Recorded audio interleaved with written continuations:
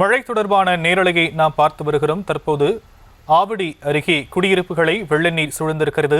ஆவடி வீட்டு வசதி வாரிய குடியிருப்புகளை வெள்ள நீர் சூழ்ந்திருக்கக்கூடிய காட்சிகளை பார்த்து கொண்டிருக்கிறோம்.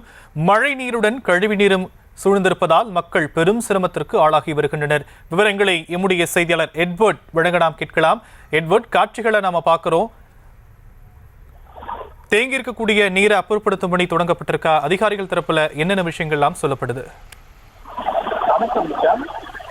ஆவடி சென்னை புறநகர் பகுதியில் ஆவடி, பட்டாகிராம், திருநெல்வேலி, அம்பத்தூர், புறத்தூர் பகுதியில் காலை முதலே அவ்வப்போது விட்டு கனமழையானது செய்து வருகிறது. இதில் குறிப்பாக ஆவடி மாநகராட்சிக்கு உட்பட்ட தமிழ்நாடு வீட்டு வசதி வாரிய குடியிருப்பு பகுதி முழுவதுமாக மழைநீர் கழிவு நீரால் சூழப்பட்டுள்ளது. இதனால் பொதுமக்கள் வீட்டுக்கு முடங்கி அவர்களது இயல்பு வாழ்க்கை முற்றிலுமாக பாதிக்கப்பட்டுள்ளது.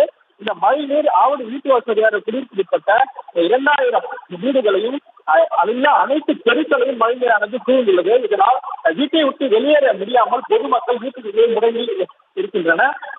குறிப்பாக இந்த பகுதியில் கழிவுநீருடன் மழைநீர் சேர்ந்துள்ளதால் பொதுமக்கள் ஆவடி வீட்டு வசதி வாரிய குடியிருப்பு பகுதிகளை வெள்ள நீர் சூழ்ந்திருக்கக்கூடிய காட்சிகளை பார்த்து கொண்டிருக்கிறோம். மழை நீரோடு கழிவு நீரும் சூழ்ந்திருப்பதால் மக்கள் பெரும் சிரமத்திற்கு ஆளாகி இருக்கிறார்கள். விவரங்களை செய்தியாளர் எட்வர்ட் வழங்க நாம் கேட்டும். விவரங்களுக்கு நன்றி எட்வர்ட்.